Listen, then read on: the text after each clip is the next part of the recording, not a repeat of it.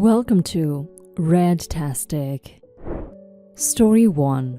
Am I the a-hole for causing my co-worker's kid to be kicked out of daycare? I am a server at a semi-popular restaurant in my city. I'm in college, and this summer I've been interning with my state's House of Representatives. I love both opportunities, but something recently happened. I've been serving at this restaurant since high school, and I'm now 21. I've basically had the same schedule since I started working, and so have some of the other servers. One in particular, Lindsay, has started working there this past year, and I've grown to like her. She's a single mom, and all she does is work to give her kid anything she could ever want. She reminds me of my mom, who was also a single mother, but didn't have time for me or my siblings, because all she did was work all the time. I want to help her give her daughter what I wish my mom gave me. Anyway, I'm scheduled to come in at 3 p.m. and I'm Lindsay's relief. For the past summer, I've been coming in around 1 or 2 so that Lindsay can leave earlier, beat the traffic, and get her kid from daycare before they close at 3:30. The daycare is about an hour away, so this works out perfectly. I even sometimes finish serving her tables and save the tip for her anyway. Earlier in the week, I had a pretty long day because I came to my serving job right after my internship. I was super tired because I also spent all night doing LSAT prep. I decided to take a nap for that hour and a half and go into work closer to 3. I get to work and Lindsay doesn't say a word to me and leaves. I figured she had a shitty day, and I didn't want to bother her, so I didn't say anything either. I kept coming in at my scheduled time for the rest of the week. Yesterday, I came in and I saw all the other servers gathered around Lindsay, who's in tears. I say hi to everyone and get the dirtiest looks. I ask what's wrong, and apparently Lindsay has to find a new daycare for her kid because she's been coming in an hour late to pick her up. Of course, she blames it on me being late this week. And I told her I was sorry, but I never came in late. I came in when I was supposed to, and that before this week I've been coming in extremely early so that I could help her out, but that didn't mean I owed it to her to do it every time. I have things going on in my own life that I gotta deal with, and I'm sure if she wanted to, she could have worked out a better schedule with the managers, who are really nice, or put her kid in a daycare that's closer and more convenient. I don't think I did anything wrong, but now all my coworkers are insulting me, ignoring me and refusing to cover my shifts. Am I the a-hole? Edit. I did tell her either the second or third day that I wasn't going to be coming early that week, but would resume after. I also called in to tell her that I wasn't going to come in, and she never said anything to me after. And whenever I saw her at work, she ignored me. The first day I came in at my scheduled time, I also tried to talk to her about it. But again, she ignored me. And although I apologized considering I didn't let her know beforehand, she didn't ask me anything or asked to talk. So I figured she got it figured out. I also just found out that the managers spoke to her a while ago about getting her shift fixed. And she said no because she got it covered by me basically. So now I don't feel bad at all. The managers were willing to fix her entire schedule so she can leave earlier without it affecting how much she was taking home that day. And she said no because she relied on me. Not my problem at that point. Edit 2. I read every single comment and learned something from each one. If I were in her shoes, I would have appreciated it if I was given a heads up. Definite fail on my part, but like I said, I was effing tired at the time. Not a good excuse, but that's what it was. I texted Lindsay, because she's still ignoring me, about it, and apologized for the situation because I do feel really bad for her daughter. But I also told her that I wasn't going to be coming in early for her at all anymore, although I intended to after this week. We both effed up, but she has not came to me to discuss this at all or apologize for making our work environment very hostile for me. Now, most of the other servers won't do anything for me, which sucks. But if they want to be bitter about it, that's their problem. And since they care so much about this, I'm hoping to see one of them step up to come in as early as I did, which I know won't happen because they complain when they have to work their own scheduled shifts. Lindsay and I will have a meeting with our managers tomorrow morning to sort this all out, and I guess I'll update tomorrow. Thanks again. Update. I'm at work right now and had a meeting with Lindsay, my managers, and the coworkers who were basically bullying me. First, my managers had no sympathy for Lindsay because, like I said, they came to her multiple times suggesting a schedule change, and she always declined. They're going to fix her schedule in 2 weeks when we get our new schedule. But until then, the rest of the girls, who were on her side, are gonna have to pick up those hours. LOL. They technically don't have to, but they know they should if they know what's good for them. They've already complained about it and basically said it's my fault this happened. Blah blah blah. Sucks for them, I don't care. Right after the meeting, Lindsay pulled me aside and wanted to talk to me, and she apologized about everything and said she didn't think everyone else would react so badly. She also said that she actually got her whole thing sorted out with her kid and the daycare 2 months ago, and that she's just been needing a break before she actually got a daughter. I understand her needing a break and would have gladly done the same if she had just been honest. I feel used. I asked her why she lied about this to everyone else, resulting in me being the bitch of the workplace. And she cried, saying she didn't think people would be so upset at me. I asked her to tell everyone else the truth, and she said I should just keep what she told between the two of us because it will look bad on me considering no one will believe me. She's right. I'll probably tell everyone anyways. I cannot believe this at all, and I don't feel bad about any of this. I'm not sure if her daughter actually got kicked out of her daycare, but if she didn't, I'm also pissed that she used her daughter to lie. You're not the a-hole in this situation, OP. You did nothing wrong, at least nothing worth her ignoring you for.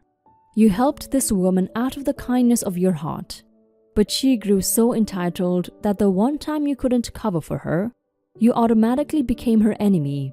She should have spoken to you that day you didn't show up to cover for her, and she should have asked you if you were okay, instead of assuming the worst of you and disregarding all the other times you've helped her. You should definitely tell everyone the truth. They might not believe you, but it would be worth it to get it out there. Now for some comments. Not the a-hole. You've been doing something nice for her regardless of the fact it means you've been working extra. That said, maybe you could have pre-warned her that you would be unable to relieve her as early as you had been for a week so she could let the nursery know. Regardless, you shouldn't have to do that. You did nothing wrong and you didn't know it would result in that. Not the a-hole in any way at all. You bent over backwards for Lindsay. She gave you the silent treatment because you couldn't accommodate her once. If she wanted you to presume doing the sacrifice of your time, she could have asked nicely. Instead, she ignored you. You owe this woman-child nothing, especially because management was aware and willing to fix her problem. She would rather it remain yours. You're goddamn right she's not your problem. Story 2. Am I the a-hole for thinking my dad charging me $1,000 a month for rent is insane? Background information. I grew up in the Midwest with my mom. I had a great job, making good money, and only paid $500 for rent. 2 years ago, my mom got sick, and I had to quit my job and give up my car to move in and take care of her. After her passing in 2018, when I was 25, my dad reached out to me and asked me to move to California to start a new life with him and my stepmom. They said I could live in a much better place rent-free, save up for a bit while trying to play the corporate game, and work my way back up to a good job in a new industry. They knew I spent every penny of savings I had taking care of my mom for that time. It's been about a year. I finally got a new car I'm happy with, but I'm still making less than I did in the Midwest. I'm bringing in about $2,200 a month, and now my dad and stepmom want to charge me $1,000 a month for renting this tiny 14x14 bedroom where the AC doesn't even work properly in. I have no problem helping them financially, and I try to help them with anything they ask. But almost 50% of my monthly income is going to make it impossible for me to save and move out. I didn't want to even move to California where the rent is insane. I just have no other family and didn't want to be alone. Now I feel trapped and alone. Sorry if this isn't proper format. Didn't know where to post this question and just found the sub. Update. Thanks everybody. I appreciate your advice and opinions. Based on what I've read and seen on CL, it looks like I'm overpaying by about 150 of market value. For those who didn't read my other comments, I never thought of my dad and stepmom as the a-holes in this situation. I just feel like it's an unreasonably high amount. That being said, I don't believe it's worth it. And I'm going to start looking for roommates. I'll have to get over my social anxiety, but I can't fall into a money pit trapped living here. You're not the a-hole OP. California is expensive, but I don't think it's that expensive, especially if you're not living in one of the upscale areas. Even if you are, it's still outrageous that your father would want you to pay half of your income as rent, when he told you to come live with him rent-free. I'm sorry for your loss, OP. I hope you get a nice apartment with a good roommate. Good luck. Now for some comments. Not the a-hole. Bay Area resident here. 1K for a bedroom is standard or on the high end depending where you are, be it the Bay or LA. If you're not in either of those areas, your father is blatantly taking advantage of you. I think it's ridiculous that he's charging his own son such a huge amount of money to live with him. He likely has a mortgage or rent he can't make and couldn't find a decent roommate. Not the a-hole. This is too much given the context. You moved cross-country with the promise of support to build back from nothing to an area where you had no contacts, no career, and highly overinflated cost of living. A year is hardly enough for you to get your bearings, considering. And to go straight from zero rent to market rate is nuts. Guess we know why their 3 houses are still on the market, and the spare bedroom. I'm so sorry for your loss, OP. Story 3. Am I the a-hole for refusing to wear my fiancé's deceased mother's jewelry? I, 28 female, have known my fiancé, 32 male, for 13 years. We've been engaged for 2 months, and our wedding is in 6 months. His mother passed away when he was just 3 years old in a car accident. He has 3 older siblings, and his mother left them a sizable amount of money and jewelry in her will, as she was quite wealthy. To my fiancé, she left a pair of simple diamond earrings among other things. My fiancé talked to me yesterday and said he wanted me to wear them to our wedding. I told him that I wanted to wear a pair of earrings that my parents gave me as an engagement gift. They were custom made and also fit better with my dress. My fiancé was sad, as he told me that it meant a lot to him if I did. He also said that his oldest brother proposed to his wife with his mother's engagement ring, and his sister wore their mother's necklace at a wedding. He says it's basically an unspoken tradition among his siblings. Am I the a-hole for refusing? I just don't want to wear the earrings of a dead woman. It feels weird, especially as I didn't even know her. Now for some comments. No a-holes here. It's a lovely idea, but it's aggravating that you already have your earrings custom made with your outfit either in mind or picked out with them in mind. If this was so important, she should have mentioned it much earlier. You should definitely incorporate his mom's stuff somehow. Can you have them in a keepsake locket hung on your bouquet? I'm leery of changing your earrings midday because that's how things get lost. No a-holes here. Your parents also got you custom-made earrings that look great specifically for this event.